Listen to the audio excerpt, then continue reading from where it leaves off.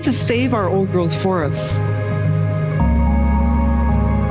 These are the repositories of genes and mother trees and mycorrhizal networks. We need to reestablish local involvement in our own forests. When we do cut, we need to save the mother trees and networks so they can pass their wisdom on to the next generation of trees. We need to regenerate our forests with a diversity of species and genotypes and structures, allowing natural regeneration. We have to give Mother Nature the tools she needs to use her intelligence to self-heal.